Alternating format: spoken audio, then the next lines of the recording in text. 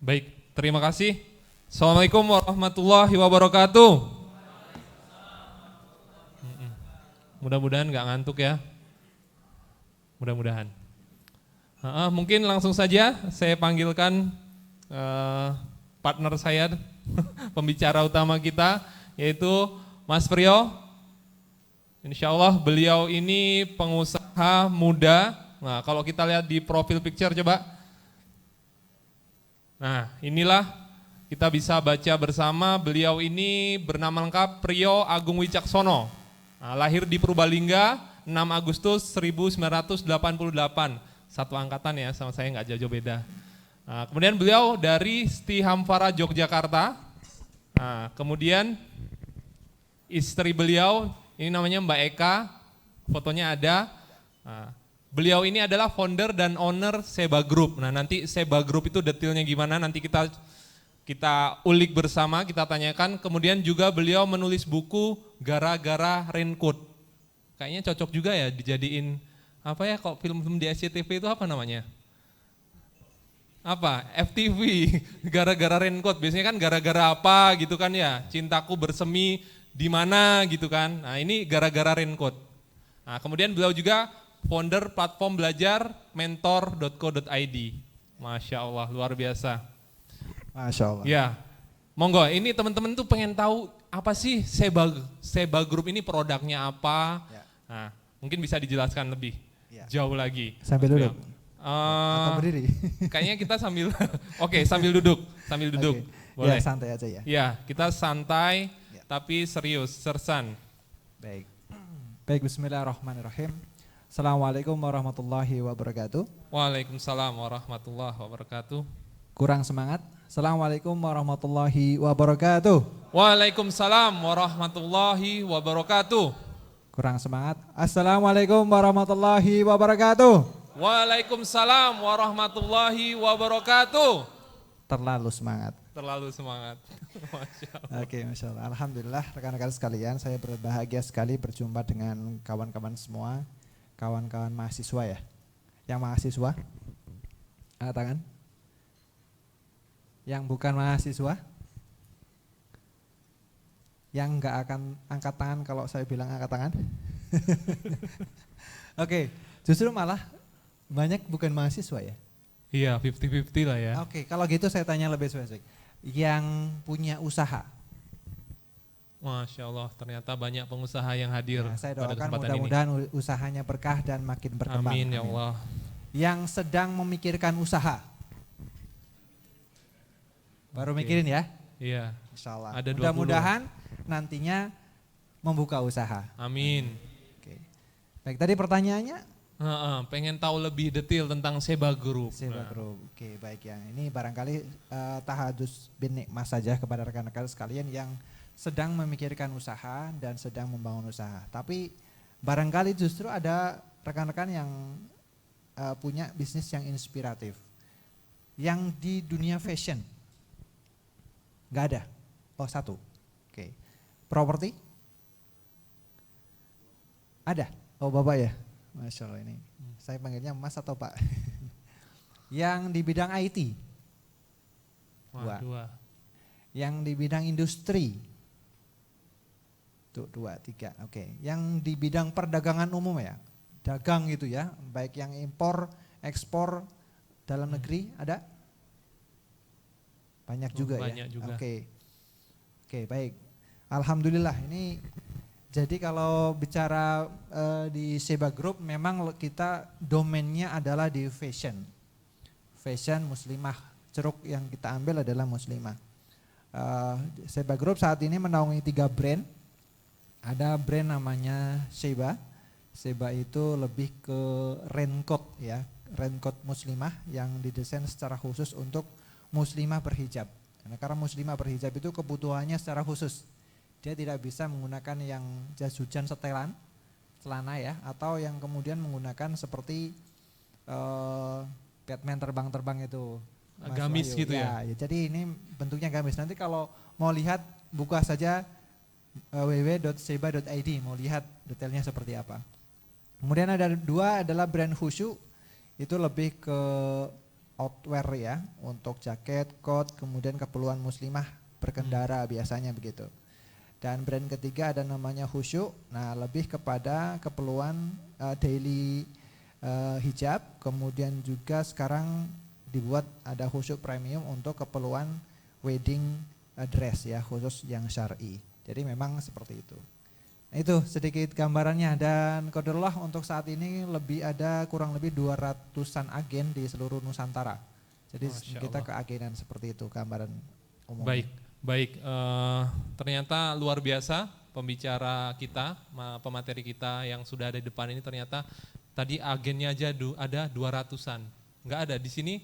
Ada yang ingin jadi agennya enggak? Dari Mas Priyo? Hah? Produknya fashion lagi. Yang fashionnya cuma satu tadi. Cuman satu ya. Baik. Oke.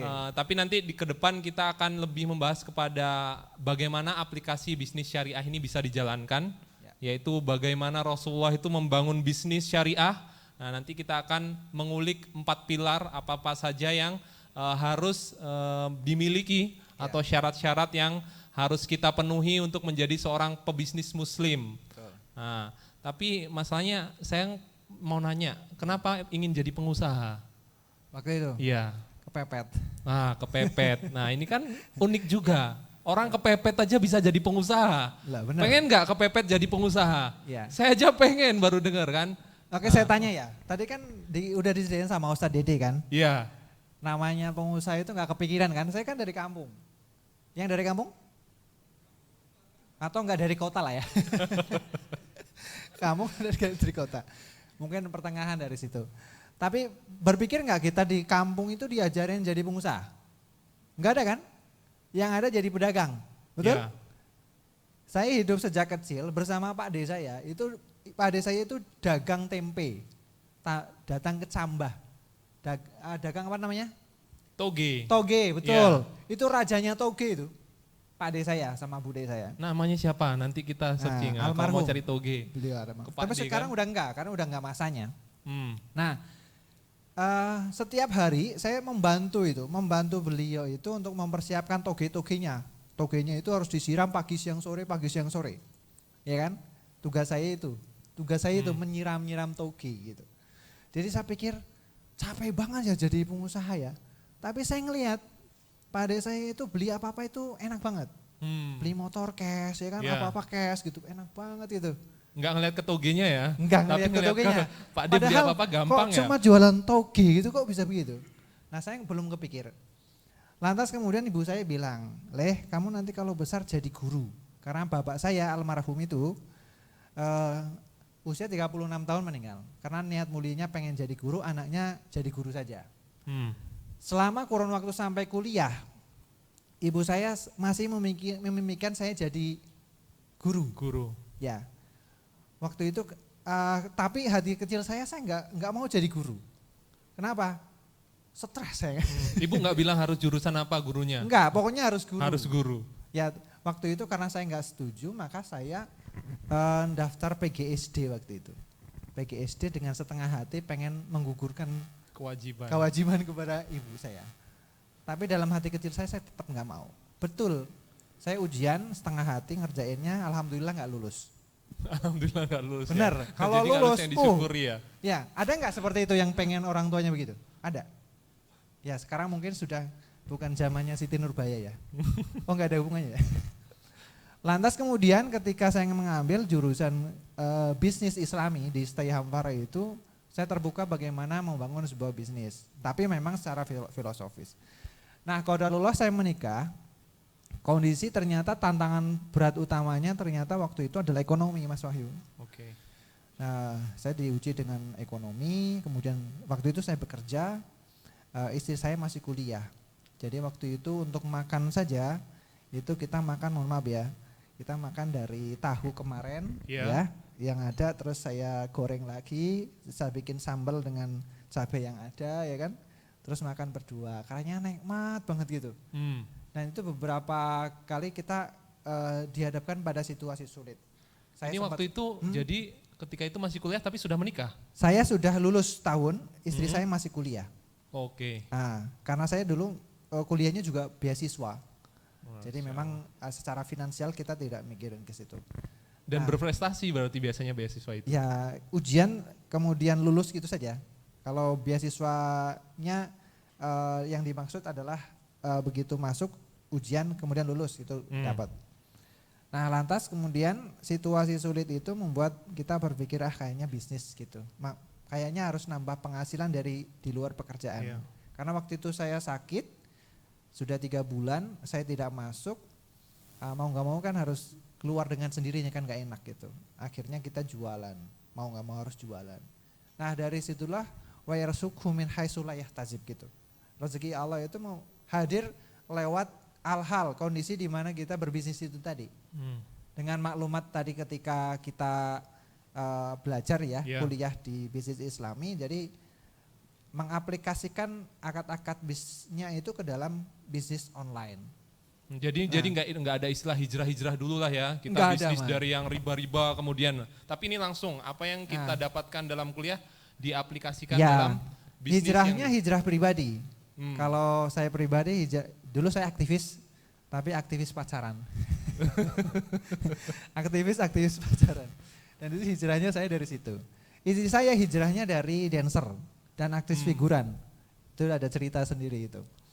Nah dari dua itu secara personal menjadi jalan hijrah kita. Cuman kalau dari sisi bisnis karena memang sejak awal diajarkan bagaimana berbisnis yang Islami, maka itu yang langsung kita upayakan praktek.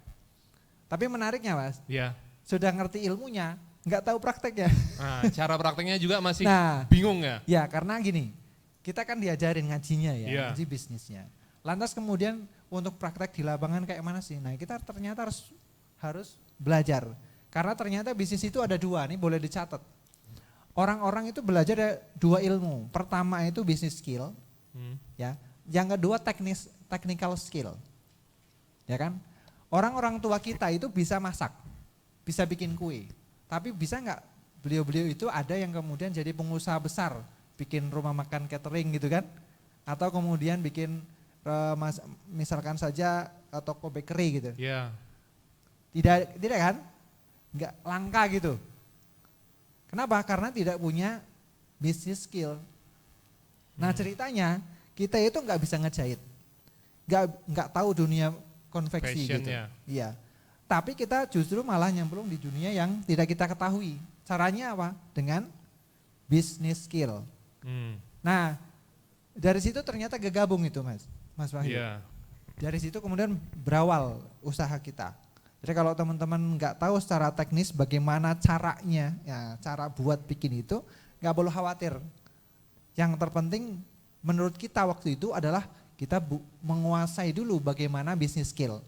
Nah business skill itu ada 2, yaitu yang dia terikat dengan hukum syara dan yang enggak terikat hukum syara. Contohnya marketing, secara umum diajarkan bagaimana menggait orang agar tertarik beli. Tertarik branding branding itu termasuk termasuk di dalam marketing ya. Nah tetapi di sana itu terikat hukum syara. Bagaimana agar marketingnya itu tidak menggunakan elemen-elemen haram, ya kan? Menggunakan script copywriting yang tidak terlalu berlebihan atau terlalu menjual janji yang berlebih gitu.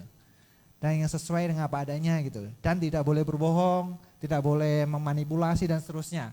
Nah itu kan prinsip-prinsip yang ini ada sekolahnya, otodidak atau bagaimana? Nah ada. Kalau memang saya kan kuliahnya ya di situ ya. Nanti kalau teman-teman tidak mengambil jurusan bisnis Islami memang nanti belajarnya ngajinya ke fikih muamalah. Nanti di fikih muamalah akan diajarkan bagaimana berbisnis yang Islami. Tetapi memang tadi itu penting di sesi awal tadi itu keterikatan dengan hukum syara itu yang akan melandasi aktivitas kita dalam berbisnis. Artinya gitu Mas. Itu landasan dasar yang paling pokok ya, yang paling penting. Banget gitu. Ya. Baik. Nah jadi terus kondisi sekarang ini kan kita disampaikan tadi bahwa sistemnya kapitalis ya kan, misalnya nggak punya modal. Nah itu bagaimana menyikapinya dalam aplikasi bisnis yang sekarang ini? Ya, oke teman-teman, ada yang kalau mikirin modal itu mikirin modal apa? Apa? Uang. Dana. Skill. Terus? Relasi. Terus? Knowledge. Terus? Bahan baku. Apa? Networking. Oke. Berpikir enggak kalau kita punya basically kita modalnya itu akidah. Pemahaman konsep rezeki kita pada Allah Subhanahu wa taala. Di mana Allah itu yang maha memberi rezeki pada kita. Ya enggak? Bisnis kan cuma wasilah kita datangnya rezeki pada kita. Betul? Modal kita itu yakin sama Allah. Itu dulu. Ya Pak ya? Permasalahannya kadang kita enggak yakin enggak? Iya, masih mikir soalnya yakin apa enggak, iya yakin enggak? apa Benar. enggak gitu sebenarnya. Rezeki itu Allah turunkan pasti enggak? Seperti Pasti. halnya ajal, betul? Seperti halnya jodoh, betul? Betul. Tapi masih ada yang jomblo. Fakta. Banyak. Faktanya begitu. Yang Tapi- jomblo tolong angkat tangan yang jomblo. Oh, yang jomblo. Pertanyaannya, Allah sudah ngasih rezeki kita berupa jodoh. Yakin? Yakin. Nanti ketemu jodohnya yakin? Yakin. Demikian juga dengan rezeki. Ya enggak? Mau kita bekerja, mau kita berbisnis, itu ada takaran rezekinya buat kita. Itu modalnya. Modalnya apa? Ya, yakin. Benar apa benar? Benar kan? Nah, jadi itu modal utamanya. Kalau kemudian keyakinan kita keliru, namanya di dalam coaching itu false belief. Ada true belief. Dan itu saya membayar itu 3 juta untuk membayar training itu. Ternyata diajarin akidah. Jadi ini kita disuruh bayar. Iya. Oh, enggak. Kalau sekarang enggak. Enggak, oh, mau, enggak ya. mau. Ya Oke. boleh.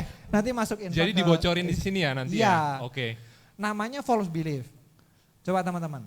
Saya mah dari bukan kalangan pengusaha. Mana bisa jadi pengusaha? Ada yang pernah berpikir seperti itu? Iya. Itu namanya false belief. False belief akan membuat kita downgrade. Mendowngrade kita. Jadi kita akan modal itu hilang di dalam diri kita. Dan itu sangat berbahaya. Entah itu dana, modal ya, berupa uang, kemudian skill segala macam itu adalah pendukung saja, rekan-rekan sekalian. Jadi kalau kemudian kita sudah yakin, kita tahu apa yang kita butuhkan. Yakin itu. Ketika kita sudah yakin ini adalah rezeki dari Allah akan turun ke sini, maka kemudian saya perlu ilmu marketing. Oke, saya cari siapa guru terbaik yang saya pelajarin di sana. Saya perlu ketika uang datang, saya harus atur uang ini, maka harus saya cari gimana guru keuangan, yaitu financial literasi. Setelah itu bagaimana agar ini usaha bisa berkembang. Nah maka saya harus cari nih bagaimana men-scale up bisnis saya, kan gitu. Setelah itu kemudian saya harus cari tahu nih bagaimana saya nggak bisa ngerjain bisnis ini tanpa adanya tim. Nah bagaimana cara membangun tim. Nah kan gitu. Akhirnya keyakinan itu membuat kita itu mencari usul-usul yang sesuai dengan bisnis kita. Dan nggak bisa di copy paste. Kita yang menciptakan itu semua sendiri. Dalam arti menciptakan tuh meng-create di bisnis kita. Jadi tadi ada banyak inspirasi ya. Nanti yang terserah paling ya 5-10% yang bisa teman-teman eksekusi. Karena apa? Sesuai custom diri kita masing-masing. Oke. Jadi begitu. Itu tadi bayarnya 3 juta itu. Cuman gitu. Itu aja. paling murah. Nah, Ada yang 20, murah ya? ada yang 30. Oke. Ya, macam-macam, Baik. ada yang 100. Nah, sekarang kembali ke apa? Pilar-pilar membangun bisnis Rasulullah ini syaratnya apa saja nih, Mas Priyo nih, yang harus kita pahami nih? Oke. Sekarang tadi yang sudah 1 tahun ada? Sudah tahun usaha. Oh, di belakang, itu mah senior. Oke, yang belum 1 tahun. Oh, Dia jangan-jangan ini masih lebih dari 5 tahun loh. Oh, Tadi iya. banyak soalnya. Ya, Mungkin oke karena yang lebih 5 pertanyaannya, tahun. Ya, nanti akan beda-beda ya. Tapi begini teman-teman sekalian, nanti kalau kita berbisnis kita akan ketemu dengan transaksi bisnis, betul? Nah, itu akan jadi pilar tersendiri di dalam kita membangun bisnis. Mengapa penting? Karena di dalam area ini Rasulullah mengingatkan kepada kita. Inna tujarahumul fujar, kata Rasulullah. Apa itu artinya? Boleh dicatat, inna tujarahumul fujar, bahwa setiap pengusaha, setiap pedagang itu adalah fujar. Apa itu fujar? Ada yang tahu? Kalau bisa jawab dapat door prize. Yang ngasih hadiah Mas Wahyu. Siap. Ada Apa? kan ya? Ada yang tahu fujar? Fujar itu tukang maksiat, pendosa. Jadi sekarang kalau dengar kayak gini, pengen jadi pengusaha enggak? Pengusaha itu kata Rasulullah itu tukang maksiat. Manggut, ya, saya enggak jadi. Takut jadi pengusaha. Kata Rasulullah by default itu apa? Bawaannya pengusaha itu adalah fujar atau tukang maksiat. maksiat. Nah gimana? Di dalam hadis itu dijelaskan ada 3. Pertama ketika kemudian dia berjanji, dia mengingkari. Kemudian ketika ngomong kadang bohong, ya. Kadang begitu. Ketika kemudian dia diamanahi, dia khianat. Nah, ada beberapa penjelasan lain. Tetapi bagaimana ternyata kondisi itu sekarang menjadi fakta. Ya enggak? Ditanya, "Mas, bayarnya kapan?" "Ya, nanti." "Tanggal berapa?" 3. Terus lolos lagi.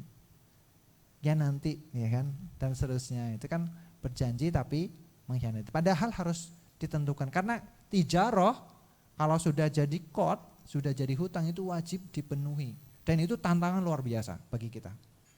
Ya. Itu pilar yang pertama. Jadi memastikan transaksi-transaksi bisnisnya itu sesuai syariah. Apalagi dengan dunia online. Yang menjalankan bisnis online itu hati-hati. Antum akan mendapatkan banyak diskon dari GoPay, itu hati-hati. Harus tahu dulu secara fikih itu kita mendepositkan, mentransfer, mentop up ya uang kita ke GoPay. Iya. Itu sebagai apa dalam fikih? Di dalam Sedetail fikih, itu? Iya. Di dalam fikih itu istilahnya kita mentop up itu kita melakukan namanya akad pinjaman. Jadi pihak GoPay itu meminjam pada kita yang disimpan dalam bentuk tabungan dan mungkin istilahnya adalah deposit atau top up. Nah, di dalam top up itu ada ketentuan. Ya. Ada ketentuan istilah ada riba. Riba adalah ziyadah atau tambahan dari aktivitas yang dilakukan, baik itu jasa maupun jual beli itu tadi. Kalau ini kan sifatnya adalah akord ya. Maka hati-hatilah terhadap tambahan itu. Kalau antum kemudian melakukan top up, kemudian melakukan transaksi menggunakan GoPay, antum pesan driver Gojek lewat GoPay dan itu mendapatkan tambahan berupa diskon, nah hati-hati itu riba. Antum menggunakan GoFood, nah nanti ada detailnya lagi, hukumnya harus tahu juga, gitu. Nah transaksi online ini banyak banget ranjau riba dan akad-akad batil. Kalau kita nggak tahu, nggak ngaji, tadi diberakan, nggak ngaji, dosanya itu dosa muamalah. Dosa muamalah itu nggak bisa diistighfari terus terhapus, kecuali kita memperbaiki akad-akadnya. Ya. Kalau free ongkir, free ongkir harus dilihat, free ongkir hadirnya dari mana. Nah, kalau misalkan kita beli di Tokopedia, kita beli sesuatu, ada ongkir itu apakah dari pihak seller atau dari pihak Topetnya, apa dari pihak Shopee Pay-nya ya. Iya. Harus hati-hati dilihat. Kalau itu dari Shopee Pay dan kita top up di sana untuk belanja, maka jangan diambil. Promonya ditolak. Jangan kita ambil karena apa? Itu kod yang menghasilkan ziyadah. Maka itu haram. Tapi kalau itu dari seller, nah itu namanya iwad atau hadiah. Seperti ini misalkan saya beli ke Mas Wahyu.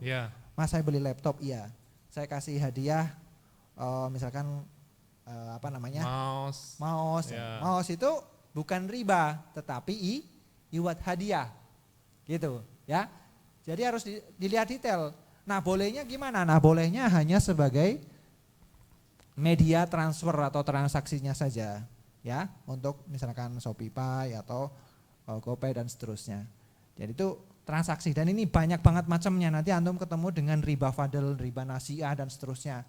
Barang-barang ribawi yang boleh ditransaksikan secara online mana dan yang enggak boleh gimana gitu. Karena nanti antum ketemu dengan barang-barang misliyah, kimliyah sama kemudian barang-barang ribawi yang enggak boleh dijual belikan secara online secara mutlak dan dengan pengecualian.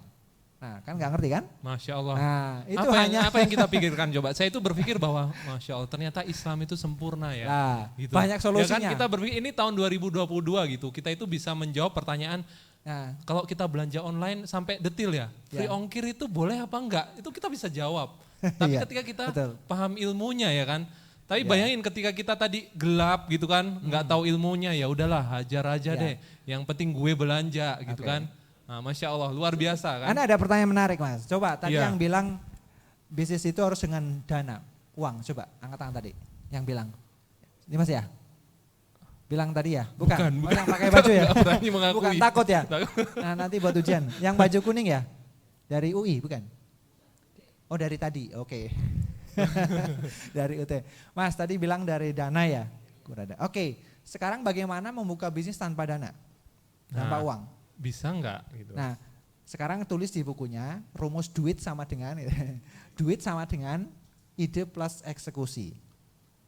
Tapi eksekusinya harus ada syariahnya. Jadi saya pernah diajarin sama coach saya, namanya Coach Samsul Arifin, beliau sekarang di PTR ya, di Masyarakat Tanpa Riba itu ngajarin ternyata rumus duit itu tanpa modal. Duit itu sama dengan ide plus eksekusi. Jadi kalau kita punya ide dan dieksekusi itu jadi duit. Contohnya gini, Mas, saya punya gambar. Gambar apa? Gambar hijab, ini namanya raincoat muslimah katanya. Di foto, cekrek saya foto. Kemudian saya upload waktu itu di BlackBerry ya. Zaman BlackBerry masih ada? Yang kita tuker-tukeran pin gitu ya. Di-upload di situ, kemudian ada yang nanya, "Wih, bagus nih kayaknya ya." "Oh ya boleh. Harganya berapa?" "Oh, kalau satu waktu itu harganya masih 80 ribuan, tapi kalau sekarang harga jas hujan saya itu hampir 400 ribu. Ya katakan 400 ribu ya. Beli satu 400 ribu, kalau beli satu lusin 20 ribu. Diproduksi kurang lebih 1 minggu. Bapak mau pesan berapa? Kalau jadi agennya sekalian berapa? Oh beli satu kodi 20. 20. Syaratnya gimana kalau mau beli ini? Silahkan transfer DP 50% atau lunas. Kalau lunas nanti saya kasih bonus ini gitu. Oh saya transfer lunas. Kira-kira dapat modal? Dapat. Dari situlah yang namanya akad bai al-istisna, yaitu pesan buat. Di dalam syariah al-istisna itu bisa digunakan dibayar di awal, di tengah atau di akhir. Dan kita boleh mensyaratkan ini syaratnya harus lunas di awal. Itu menjadi keamanan bagi kita bertransaksi. Ketika sudah dibuat nanti bisa langsung dikirim. Atau kemudian kedua kita langsung mendapatkan modal, betul? Dan saya membangun Seba Group bersama istri saya modalnya berapa? Ada yang tahu? Cuma 200 ribu. Wow. 200 itu buat apa? Buat bikin sampel. Terus saya foto. Saya foto modelnya istri saya crop. Waktu itu saya crop karena dulu pengertian saya muka itu nggak boleh kemana-mana kan, apalagi istri saya sendiri. Lantas kemudian dari situlah akad bai al-istisna itu kemudian saya jalankan. Dan sampai sekarang itu masih kita praktekkan karena apa? Powerful banget. Dan kita nggak perlu mengeluarkan modal kita. Kalaupun kita ada modal dari syirkah dengan rekan-rekan di investor, kita arahin untuk apa? Untuk bahan baku yang lebih besar dan juga untuk operasional bisnis, mengembangkan usaha. Nah ini itu yang kita jalankan. Jadi teman-teman kalau nggak modal-modal cukup bilang gini, saya ada ini nih produk nih bagus nih. Kita punya konsep ya. Iya, berapa ini? Nah, kalau produknya itu ready, maka gunakanlah namanya bai assalam. Bai assalam itu adalah jual beli, pesan beli. Jadi barangnya sudah ada. Namanya pesan beli, maka syaratnya harus lunas di awal uangnya. Gak boleh di DP. Ready stock ya. Ya, misalkan Mas punya laptop ya kan. Ini ready stock. Maka kalau enggak langsung dikasihkan, ada jeda, maka harus lunas di awal. Baru kemudian barang diantar. Nah itu untuk barang-barang yang misliat dan kimliat. Tapi untuk barang yang haram, barang-barang ribawi, nggak boleh. Gitu contoh misalkan beli emas, beli dong emasnya, oh ya, saya online ya, nggak boleh, haram. Harus ketemu senilai cash saat itu juga. Nah kan beda kan? Nah itu ilmu yang kita gunakan dari transaksi-transaksi ini, baru ke pilar pertama. Ya. Seru ya? Dan itu kita langsung dapat solusi banyak. Ini seru apa pusing ini pertanyaan saya? Hah? Terus Hah? gimana? Udah selesai gini aja ya? Iya. Kalau pusing kita stop cukup sampai di sini. Oke. Tapi kalau Nah, seru kita lanjut. teman-teman kalau merasa pusing atau ini langsung interupsi ya. Aduh, saya udah. Nggak kuat. Oke, nggak apa-apa. Nanti Insya Allah langsung dijelaskan kalau mau tanya. dengan apa ya, metode yang sangat sederhana gitu kan. Ya. Karena memang ya kita pahami kita tidak terbiasa kan menanyakan sesuatu sampai detil banget ya kan. Ya. Kita taunya ya udahlah gitu. Oke. Tapi di sini kita belajar bareng, ternyata Islam itu luar biasa gitu kan. Ya. Sampai akad per akad itu kita detilkan. Oke, lanjut Mas Priyo. Ya, ini yang dibuka pilar 1 dulu. Ini waktu itu saya sharing kepada para pengusaha di Tangerang, jadi mereka sudah punya badan hukum gitu. Nah, pilar yang kedua itu, pilar kedua adalah akad kerja. Nah, akad kerja itu bagaimana kita bikin akad-akad kerja yang sesuai dengan syariah. Bukan sesuai dengan ketentuan undang-undang sekarang. Jadi misalkan saja penentuan ujroh. Ujroh itu gaji, ya. Misalkan saja masnya siapa namanya? Mas Dava. Mas Dava ketemu dengan Mas Deva. Dava dan Deva. Kok bisa di sini duduk? Mas Dava sebagai pemberi kerja. Mas Deva mau kerja sama saya? Iya. Kemudian Mas Deva gajinya berapa? Mas Deva kalau berpikir secara syariah akan berpikir begini. Di dalam syariah itu ada 2 komponen untuk menentukan ujroh. 1 adalah manfaat yang diberikan, yang kedua waktu yang diberikan. Ya, ada juga yang berdasarkan keahlian. Dan ini penentuan ujroh ini adalah antara minkum berdua.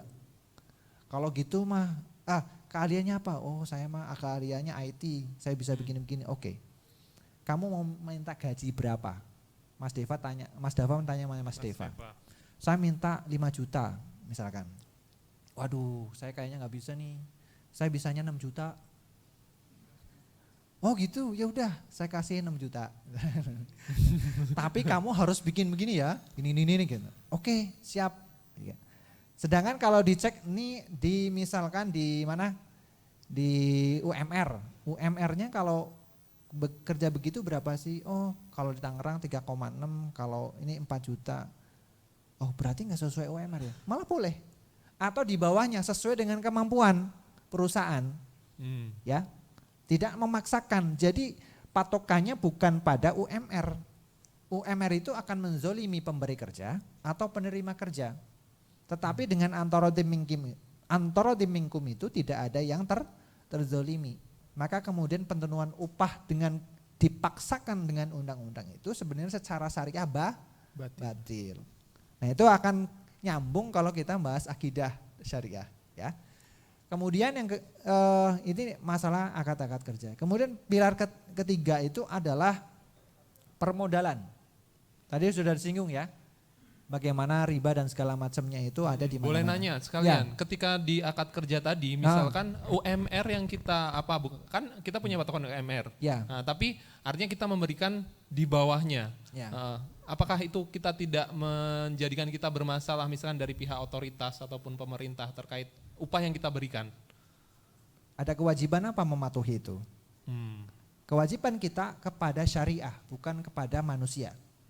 Ketika kemudian yang terapkan aturan itu bukan aturan dari Allah Subhanahu wa taala melalui Rasulullah, tidak ada kewajiban bagi kita kepada itu. Dan itu kita tunduknya hanya pada Allah, bukan kepada manusia. Karena kan sekarang yang dipraktekkan adalah undang-undang kolonial Belanda. Bukan dari syariah. Ya kan? Kepatuhan kepada syariah akan membuahkan maslahah. Ya contohnya gini. Misalkan Mas Dava dipaksa untuk memberikan gaji kepada Mas Deva tidak sesuai dengan kemampuannya. Kira-kira bagaimana? Zalim? Zalim. Ridho enggak? Enggak bisa ya kan? Nah itulah yang kemudian terjadi sekarang. Walaupun kemudian dipraktekkan.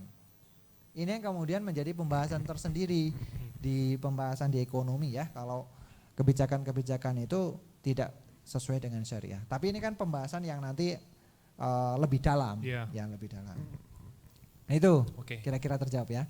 Nah jadi kuncinya antara dimingkum sama-sama ridho. Ya sama-sama ridho. Sama-sama ridho insya Allah justru akan menemukan berkah. Nah berkah itu ziyadatul khair, yaitu bertambahnya kebaikan.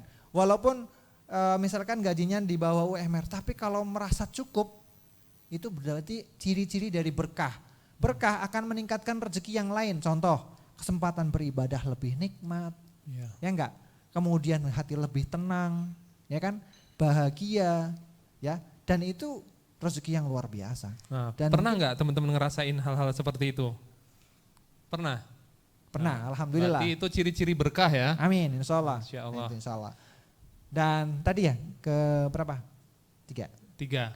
Ketiga itu apa tadi? Permodalan ya. Nah, permodalan ini penting banget, memastikan juga permodalan sesuai syariah, yaitu tidak adanya riba ya. Nah, ini kalau sekarang itu banyak soalnya ya. Di startup itu ada misalkan dari venture capital ya kan, masuk, kemudian juga dari permodalan yang dia mengatasnamakan syariah tapi ternyata tidak sesuai syariah, itu hati-hati.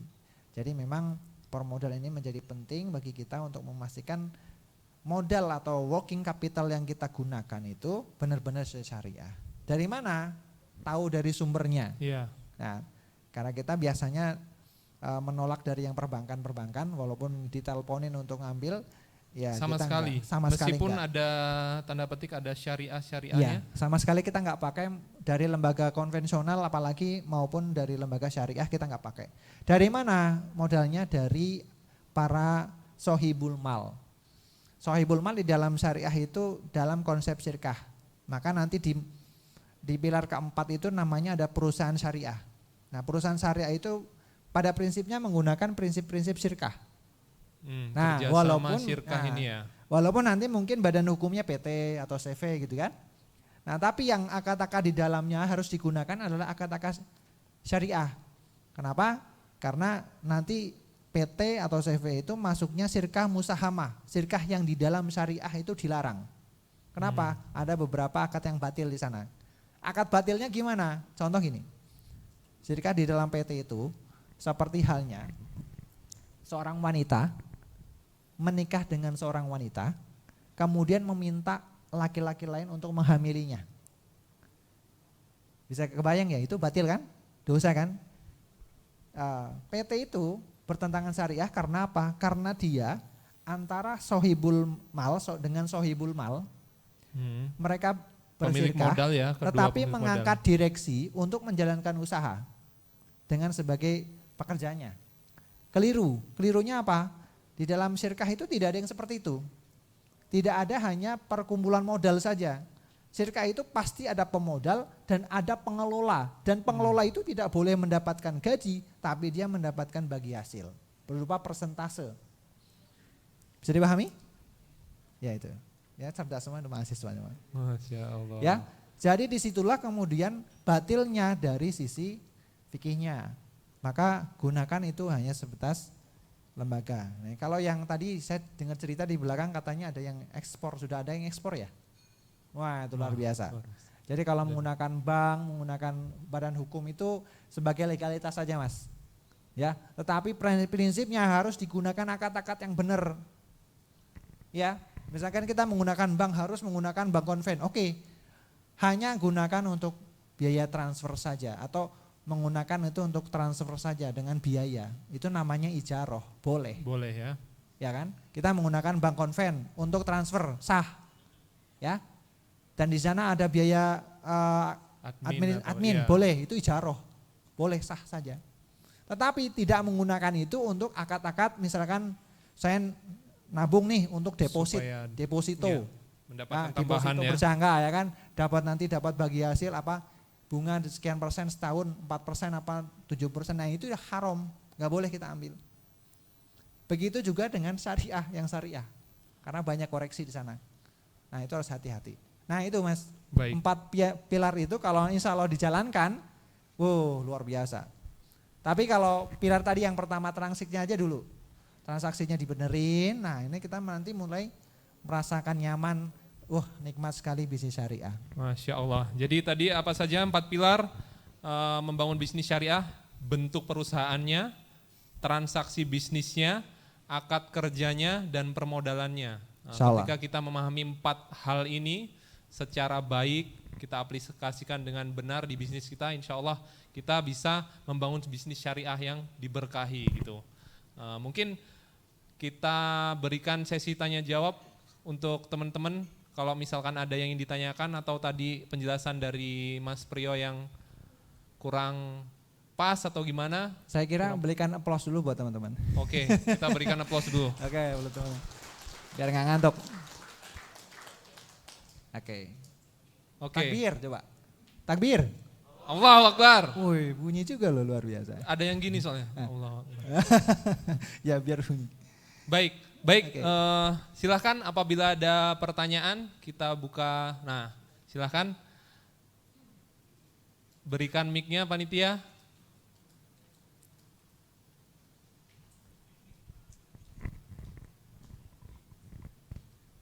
Karena sebenarnya untuk mempelajari metode-metode syariah ini kita butuh waktu yang panjang gitu kan, nggak bisa dalam waktu 1 jam. Tapi mudah-mudahan setidaknya ini membangunkan ya keinginan kita untuk mengkaji ilmu Islam lebih baik. Silahkan berdiri, nama siapa, dari mana, istrinya berapa? Ya, Assalamualaikum warahmatullahi wabarakatuh. Waalaikumsalam warahmatullahi wabarakatuh. Perkenalkan, nama saya Raffi Fatur Rahman dari Universitas Terbuka. Saya ingin bertanya, tadi kan udah ngebahas 4 pilar bisnis sesuai dengan Rasulullah ya.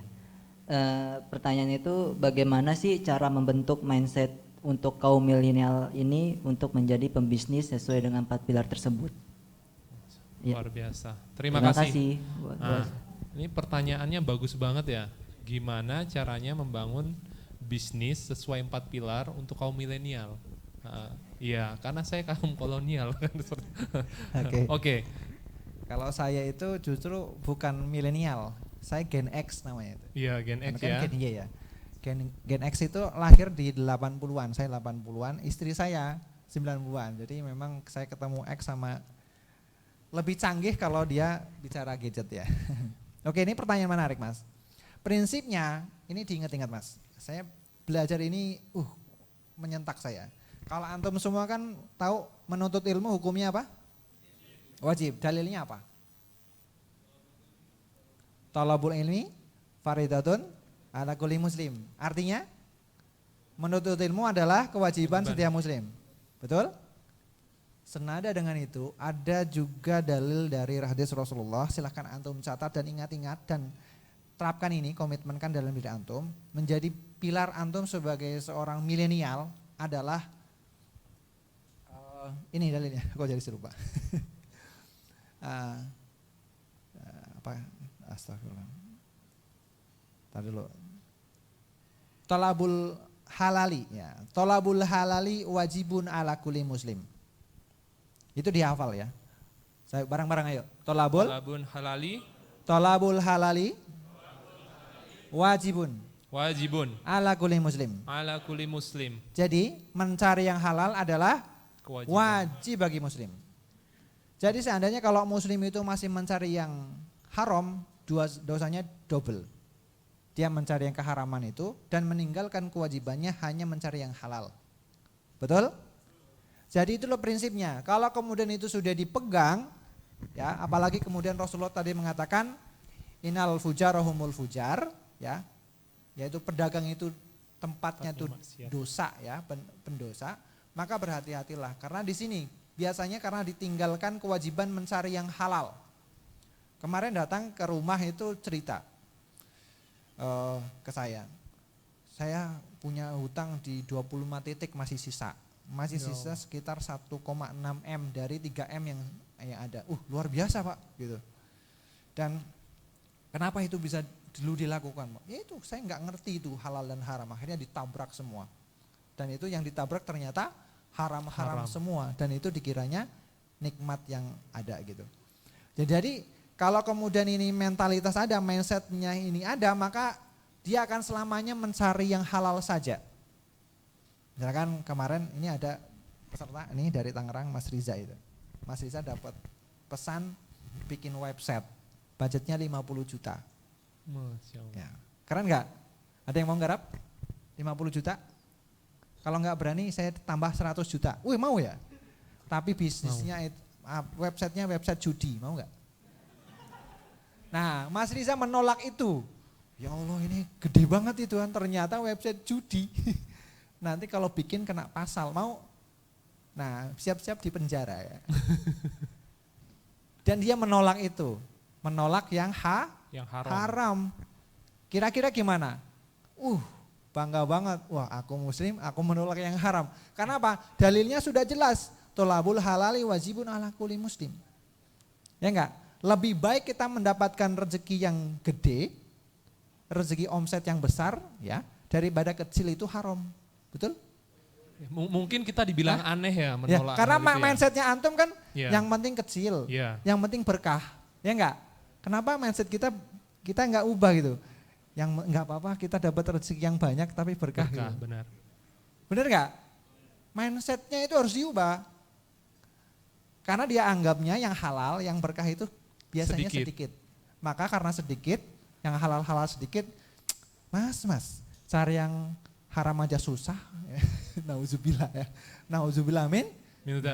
Jangan sampai gitu. Jadi itu mindset utama. Baru kemudian itu akan diperoleh ketika kita satu, punya iman yang benar. Ma huwa iman? Iman pada Allah, iman kemudian Rasulullah, malaikat Allah, kitab Allah, ya, hari akhir ya, dan kodok dan qadar, ketentuan itu, maaf, kodok yang itu baik dan buruk dari Allah Subhanahu Wa Taala masuk ke dalam diri kita.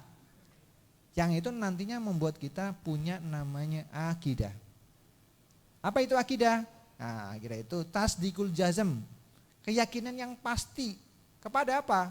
Kepada ketetapan Allah yang diikuti dengan dalil-dalil. Jadi kalau kemudian kita sudah benar tuh akidahnya, menjalankan tadi itu, mencari yang halal itu menjadi lebih yakin. Masya Allah. Gimana Mas? Sudah cukup? Oke. Itu hadisnya sudah hafalin ya? Coba. Tolabul halali wajibul ala kulli muslim. Nanti kasih tahu, Pak, cari yang halal Pak. Gitu ya. Oke. Good. Baik, masih ada pertanyaan? Masya Allah, masih banyak. Makin siang makin Gimana panas. ini panitia? Masih ada 4 pertanyaan. Ternyata nggak jadi ngantuk. Mau kita tampung, kita bungkus. Ini Berapa maksimal? 1. Waktunya habis ya? Oh 1. Waktunya habis. 1 lagi boleh? Habis. Tampung aja. Ya udah, yang belakang.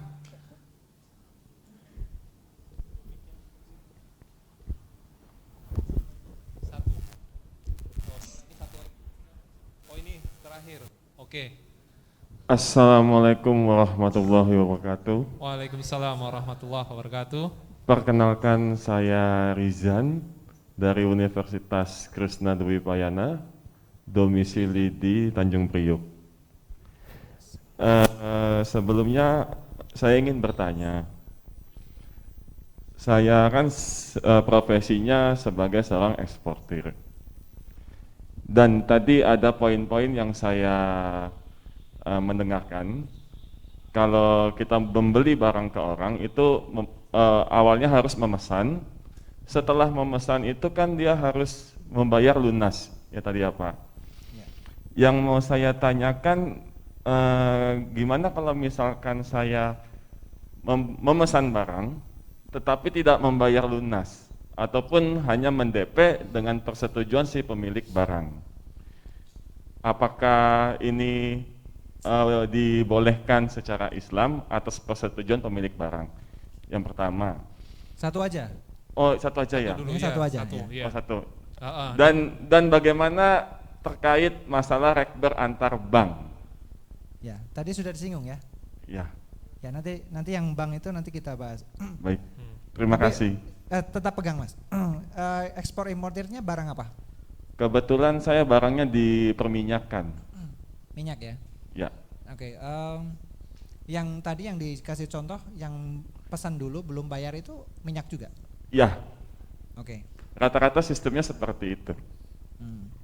Apakah saya mau bertanya bagaimana saya untuk menjadi sesuatu yang tidak melanggar dari syariah? Nah, itu pesan ke orang lain, supplier lain, produsen lain? Ke pabrik. Berarti Masnya posisinya sebagai apa? Marketing di luar pabrik. Marketing, angkatnya jual beli atau samsaro atau maklar?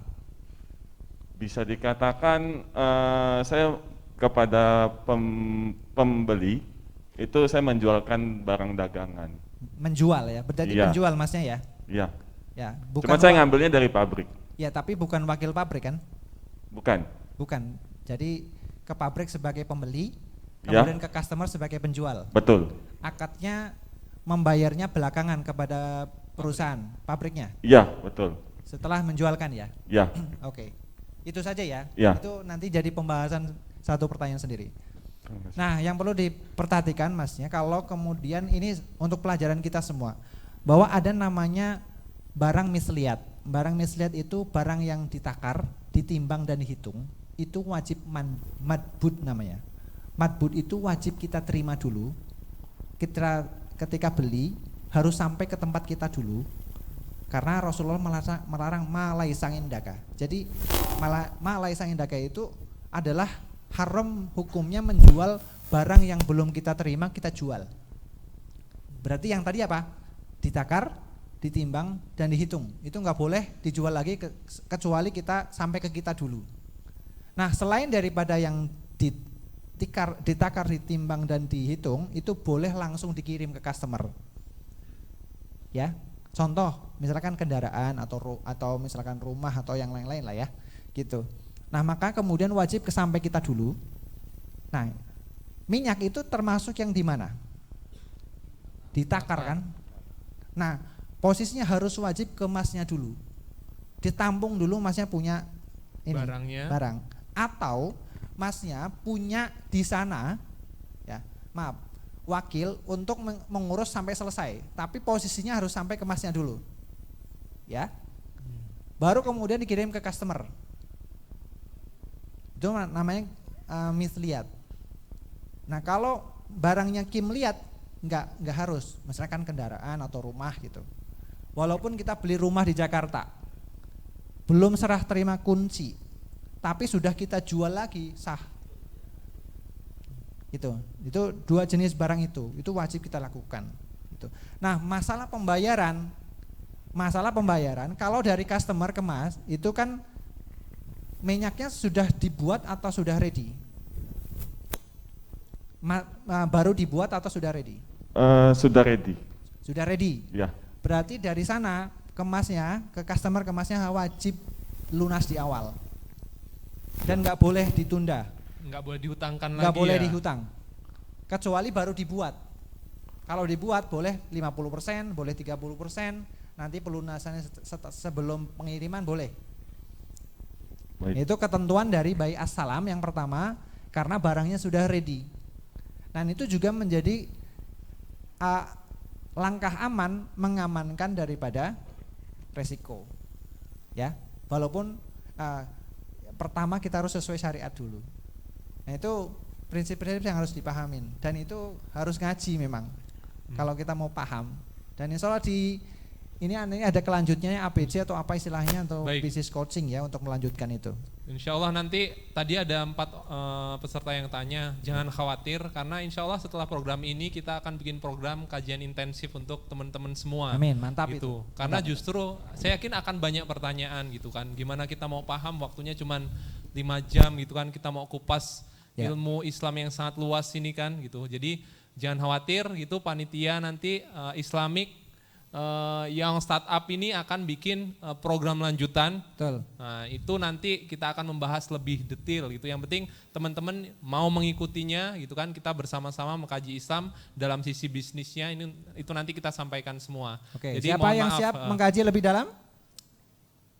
Wih, semua booking ya. Booking ya. Booking. Oke, nanti Gratis kan? saya Gratis? minta komitmennya, iya. Gratis? Karena gratis. Masya Allah. Kalau suruh gratis, enggak, Iya. saya maunya bayar, bagus itu.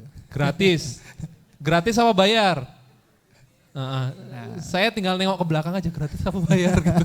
Insya Allah gratis. Yang penting teman-teman konsisten, istiqomah. Nanti kita adakan kajian intensifnya. Nanti mungkin dari panitia atau MC yang ingin menjelaskan lebih detail lagi. Karena waktu terbatas, Mas Priom, terima kasih Mas Wahyu dan teman-teman semua sudah sharing. Mudah-mudahan kita bisa berjumpa lagi. Amin. Ya. Mohon maaf kalau ada salah-salah kata.